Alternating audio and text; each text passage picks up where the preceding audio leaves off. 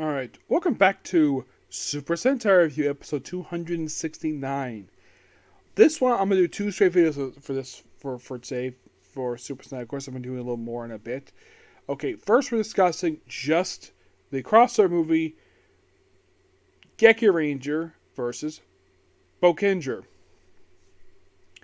Yep, movie released in 2007.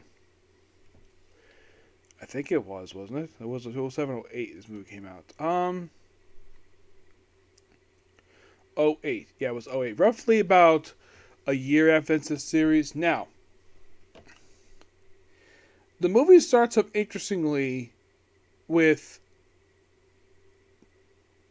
Sakura, who is with, of course, Akashi in Dai Voyager. They arrive on an asteroid, he steps on this area, and then things are lighting up, and then we're not exactly what happened with her until later on in the movie. And then we see Sakura of the Wind break into the STRC building to steal a red jewel, and she's confronted by the Gekirangers. Well, the main three, of course. Yep. And then the Boukenger show up, the four of the six mini ones. Black, blue, yellow, and silver. And, of course, silver shows up a little bit later, but we have blue take on blue, we have yellow taking on yellow, and black take on red because the first movie, of course, these three people fight. Sakura gets away, thinks she's got away, and then, of course, they brought back the gag from the series of Silver stealing the stuff that she got to get her hands on.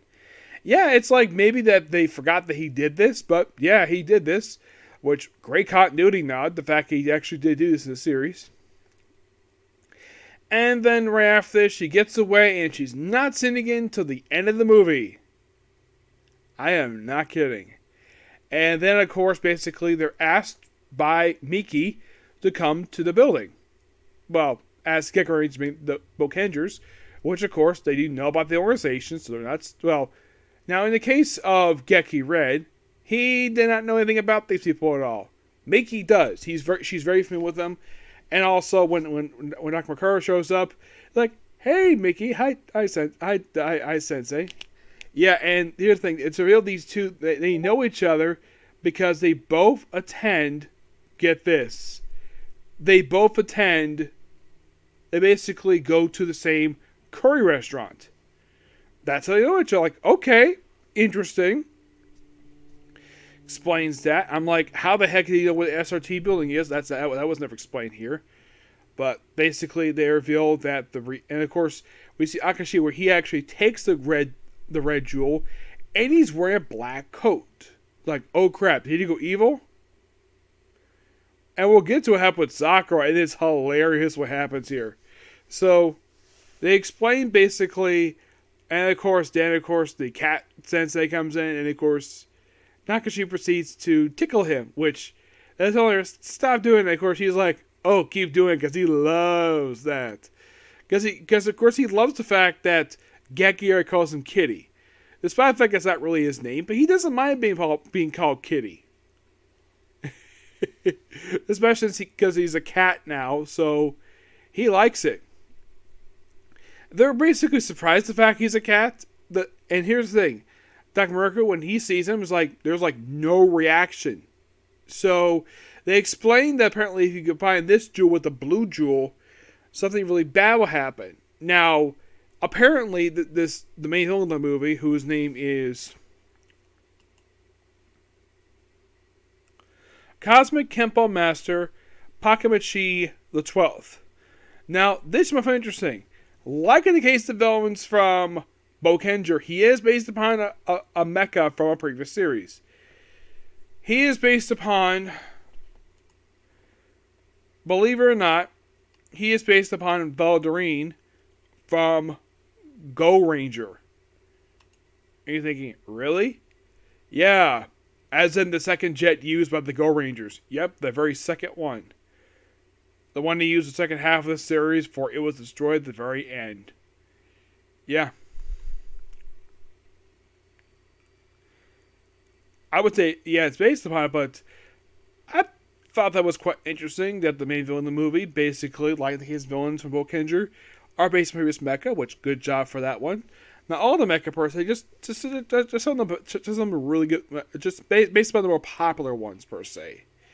Gekiranger, I think, still got some fans this very day. This will get to really lengthy series, 84 episodes. Took me like a favorite one. So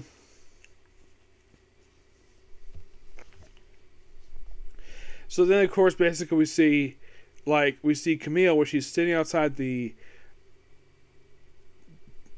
Beast Hall, when all of a sudden Voyager shows up, basically full Megazord form in the middle of the temple.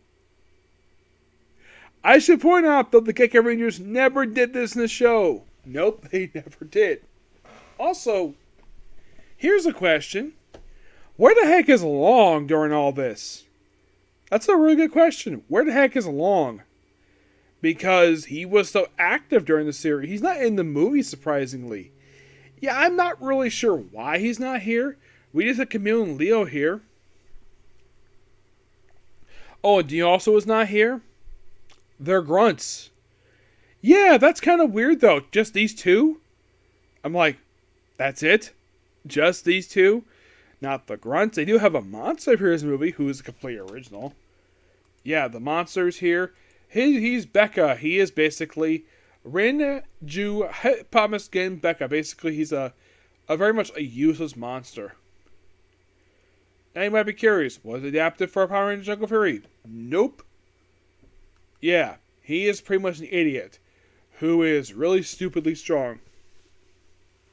We see Giant Size taking on Voyager, and his finish mover is to tickle the machine.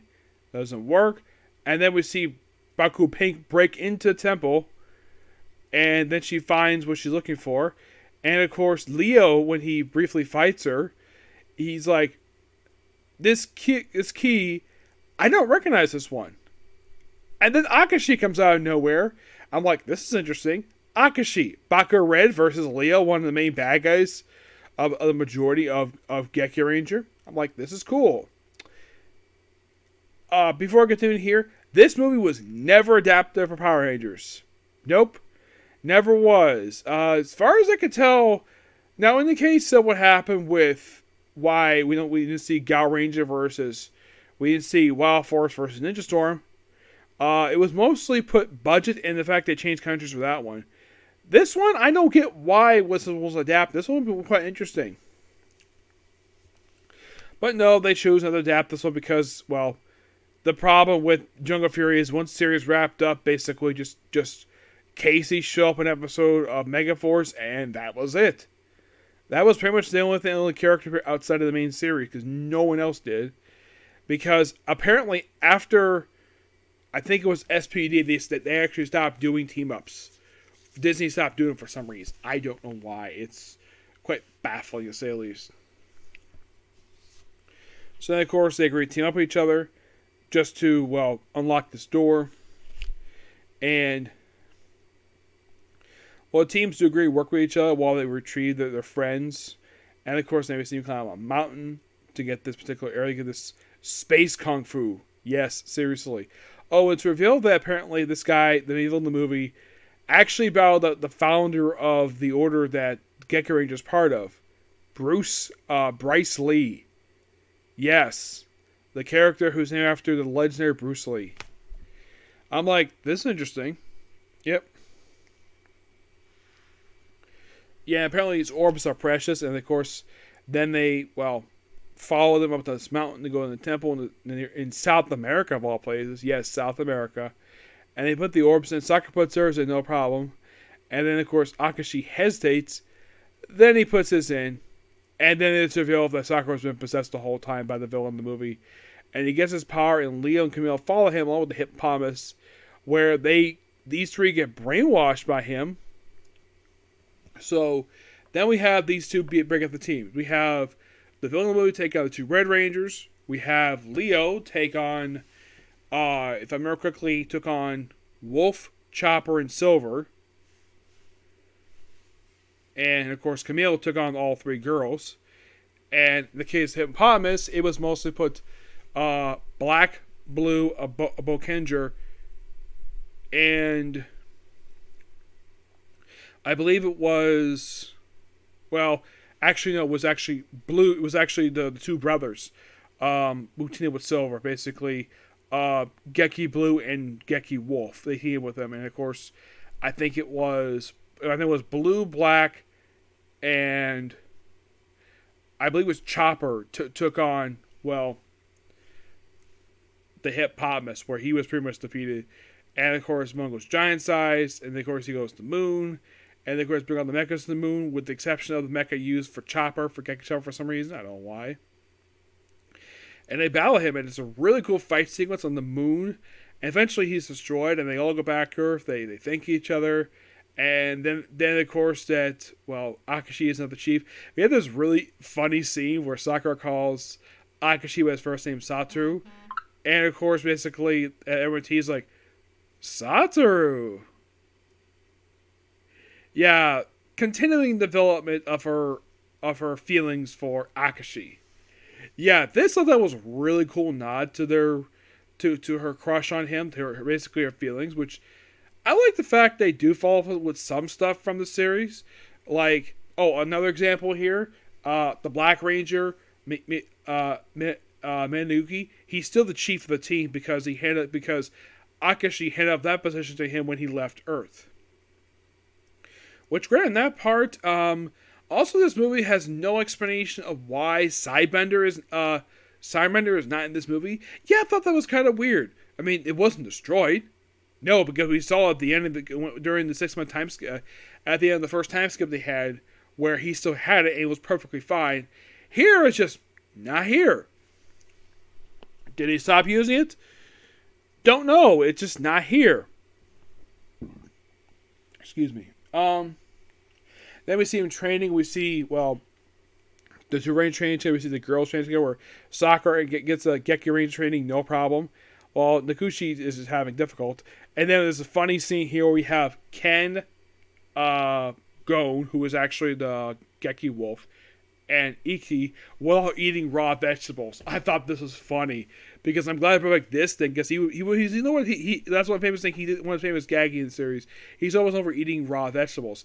He also gives Sakura a raw vegetable because it's like her skin is a little too hard, so basically he wants to keep her nice and healthy, which that's nice of him to do. Yeah. Oh, one thing this movie did not do, like, okay, they kept the thing with Silver, with Sakura, with Nitsuke. Nitsuke, they kept some of the stuff from the series. I'd say the one character who I kind of felt as though they really, I would say they kind of didn't do much with his character, Blue. Yeah. For one thing, he was not, one of his gags was a hit on Sakura of the Wind. He even asked Diller if he'd take her on a date. And that's not followed up here. Though, it's kind of weird that the aspect is not really pushed very much here. Everyone else's personality is still pushed here. But still, overall, I thought the movie was really good. Yeah, nothing bad about this movie, per se. No. I definitely do think that the movie should be a little bit longer. Like, you could add about 5 or 6 more minutes to the movie to give, well, Satoru a little more development. Of course, we do see Dark Shadow in the movie where they're going to attempt to do another theft, and, well, at least don't have Gecko the Illusions poking fun a sucker about her weight because she's too heavy. Yeah. I do gotta admit, basically, I do appreciate the fact that Iji, basically, despite the fact that Sakura is an enemy, he at least basically cares for her health by giving her a pepper. Well, basically, it looks like a raw vegetable. I thought that was quite interesting. The fact he did not a tomato per se. I don't remember what this is, but I appreciate the fact he did that because, well, he likes to see people healthy. Nothing wrong with that. Also, there's no mention of his little past life. His mother's not mentioned here at all.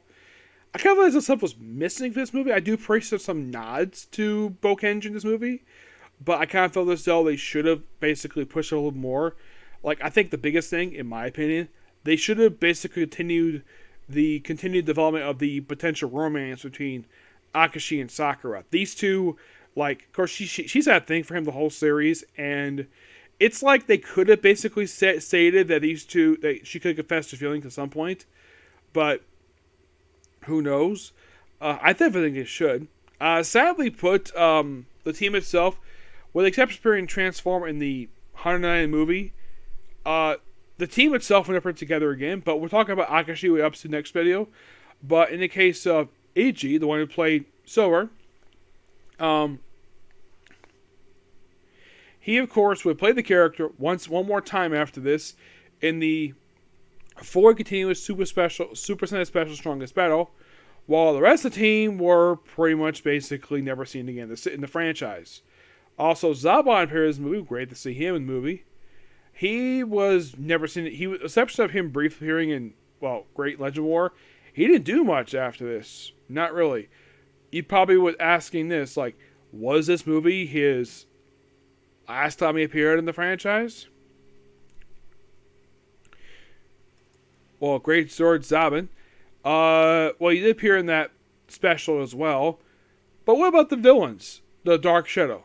Well, they would actually make one more appearance after this.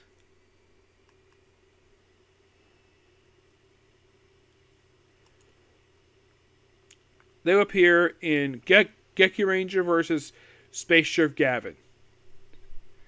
That was their next and last appearance to date.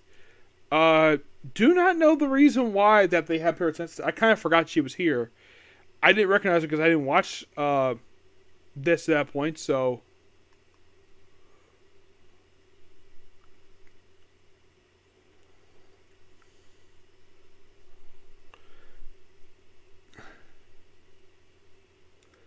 It's sad this was her last appearance in the franchise.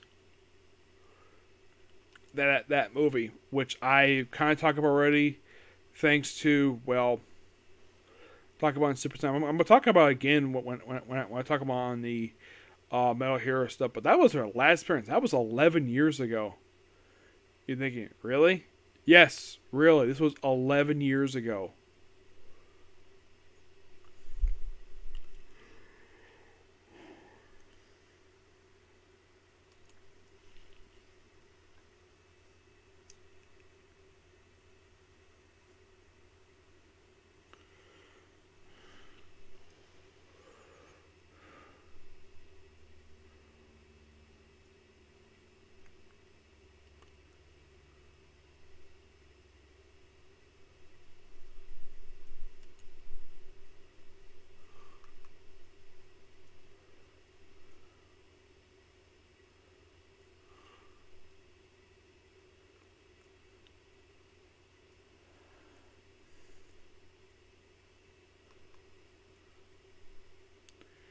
Yeah.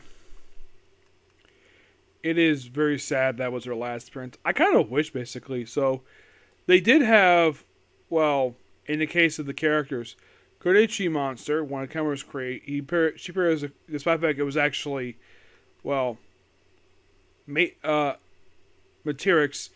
lovely woman, the actress who played her, but it is quite interesting, though, the fact this actress basically, like,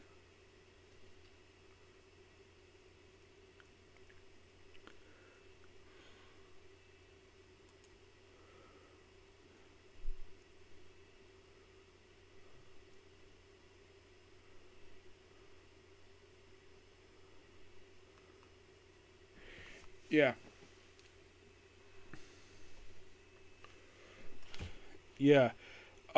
It's sad not a lot of stuff like typical Sentai and of course Power Rangers where like not a lot of this stuff basically was adapted, but this is the last we see for some of the stuff related to Boukenger, with the exception of talk about for our next episode.